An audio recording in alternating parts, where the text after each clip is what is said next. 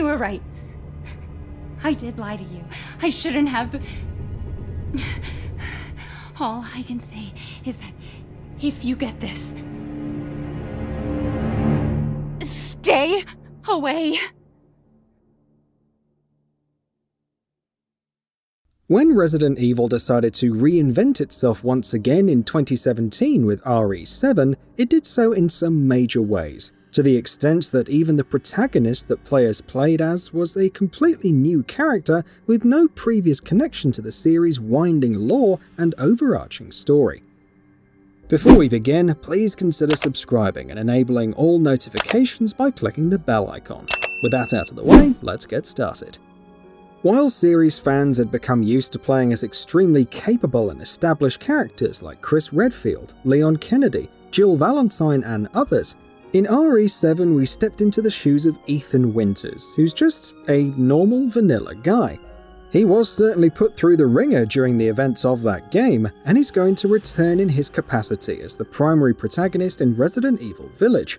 So before the next mainline RE game launches, here we're going to catch up on all of the events of the previous game, and take a look at the full story of Ethan so far. Ethan Winters' life before Resident Evil 7 is as ordinary as you'd expect. He was a systems engineer who lived in Los Angeles and got married to Mia in 2011, 6 years before the events of the game. As far as Ethan knew, Mia was a professional nanny. She was more than that, but we'll get to it in a bit. And one of her jobs proved to be fatal, to the best of Ethan's knowledge. In 2014, she disappeared and was declared dead, which is what Ethan believed, until 2017, when he received an email from Mia telling him to come to her and rescue her from the Baker residence in Dulvey, Louisiana. The Baker residence had its own baggage that Ethan obviously isn't aware of, while he's traveling there to find his wife, who he's believed to be dead for 3 years at this point. In 2014, around the same time that Mia supposedly died, the Baker family went missing as well. And since then, the Baker residence has acquired a notorious reputation as a haunted house of sorts. When Ethan arrives at the house and traverses through the surrounding swamps to find a way inside, he quickly realizes that it lives up to its potential, coming across more than a few grotesque sights. The house itself is decrepit and decaying, but once Ethan makes his way inside, he quickly starts looking for Mia. It doesn't take long for him to find her in a small cell in the house's basement. Mia is surprised to see him, and clearly she's not doing very well, either physically or mentally. When Ethan brings up the email she sent him, she hurriedly informs him that she sent him no such email. Ethan quickly realizes that something is very wrong. Mia's ramblings and panicked bursts make it clear that something's not right in her head, but Mia tells him that they need to escape before she can explain what's going on. The two are quickly separated once again. Ethan lets Mia out of her sight for barely a few seconds, and in that short window she's grabbed and dragged away by an unknown figure, who, as players now know, is Jack Baker, but we'll get to that in a bit. Ethan begins searching the house for her once again, and he does find her, but not in the state that he had expected. When he sees Mia again, she's completely demonic and rabid.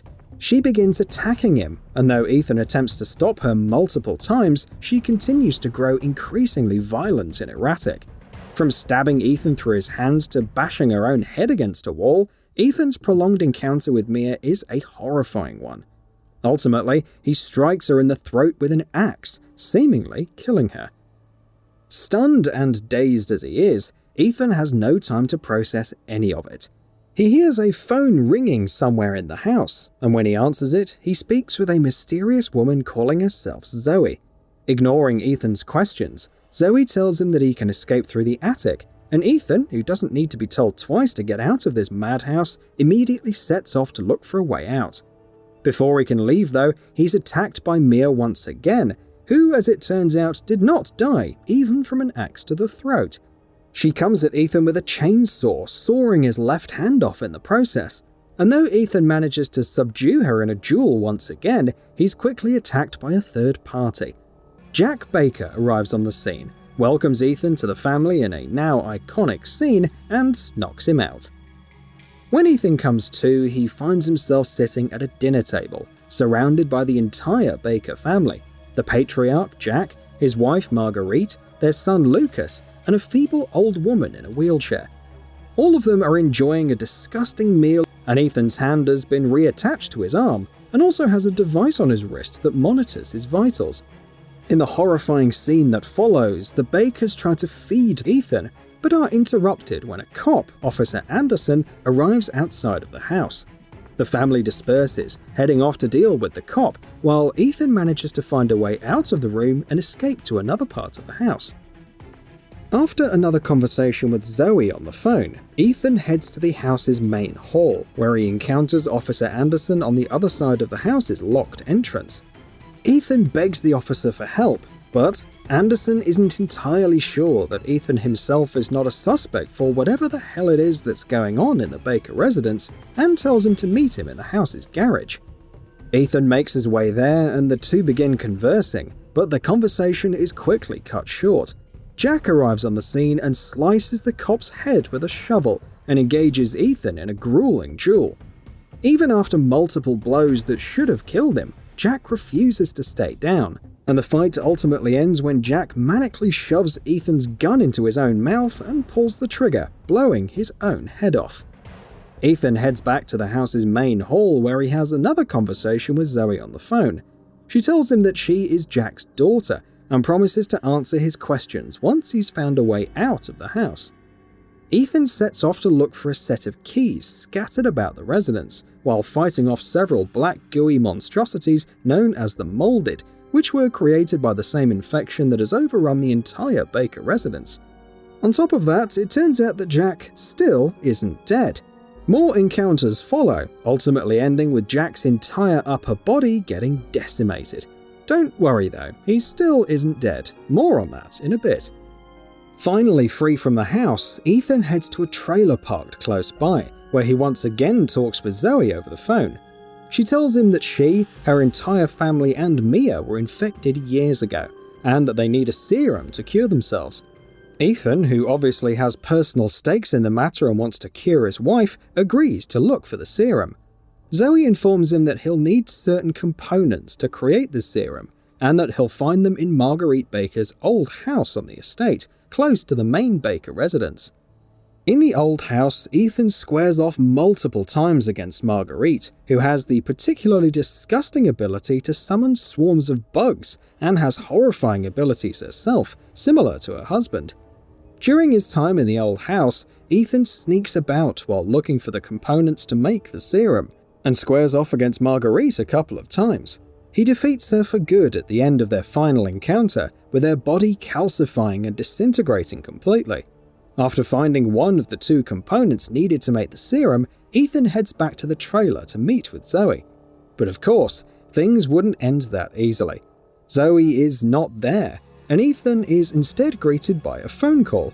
This time it's from Lucas, Jack and Marguerite's son, who tells him that he's captured Zoe and has the second component with him. Lucas challenges Ethan to head to the barn and participate in a deranged game of sorts if he wants to rescue Zoe and recover the component that he needs. Ethan, who has no choice but to do exactly as Lucas is telling him, agrees. He heads to the barn and makes his way through a deadly room filled with traps, but is ultimately able to outsmart Lucas. Lucas, realizing that he's lost, flees from the scene, but leaves behind the component that Ethan needs to make the serum. With the components in hand, Lucas heads to the boathouse, where he finds both Zoe and Mia. Zoe uses the components to make 2 serum samples, but just as the 3 of them are about to escape using a boat, they are attacked once again by Jack, who just refuses to die. Ethan takes on Jack's hideously mutated form once more in a furious fight, but this time intending to put him down for good. He injects him with one of the serum samples. Similar to Marguerite, Jack's body calcifies and disintegrates, finally dead once and for all. This, however, leaves Ethan with just one sample of the serum, as well as the tough decision to cure either Mia or Zoe, and leave the other one behind. Resident Evil 7 does give players a choice here, but saving Mia is considered to be the canonical choice, which makes sense, since she is Ethan's wife and the whole reason he came to Dulvey in the first place. So let's just stick with that going forward. Besides, saving Zoe doesn't change the story an awful lot from this point forth, and with some few minor variations, the larger story beats remain the same. So, he uses the serum on Mia, curing her of the virus that has been contaminating her for 3 years. Promising Zoe that he'll send help back for her, he gets on a boat with Mia and escapes. They don't get very far though. In the bayou, their boat chances upon the wreckage of a tanker called the Annabelle and are attacked by the Molded once again. The pair are thrown off the boat and find themselves in the wreckage. Ethan is captured by the Molded and dragged further into the depths of the destroyed ship, and players spend the next section playing as Mia.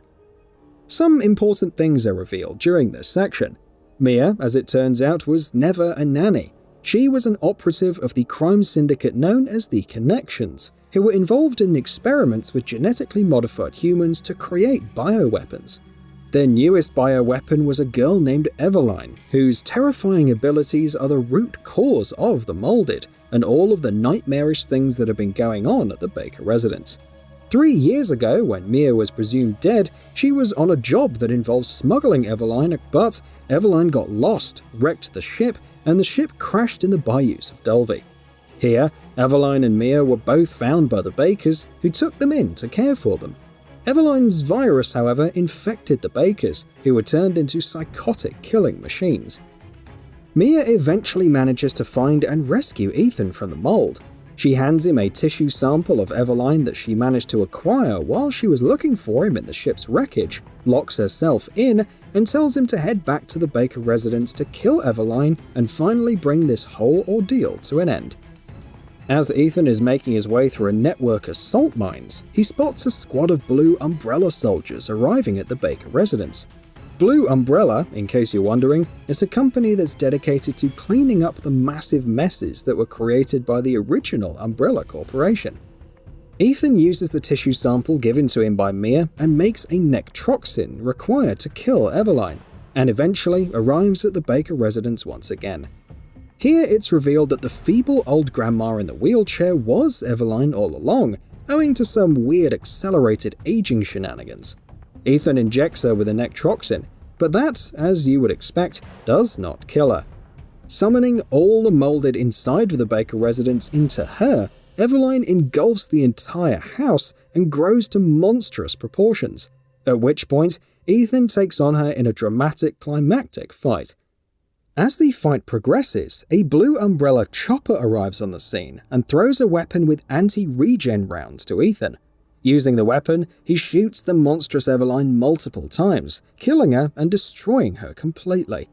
Ethan and Mia are rescued by Blue Umbrella, their force is led by none other than Chris Redfield himself, and flown away from the scene on one of their choppers.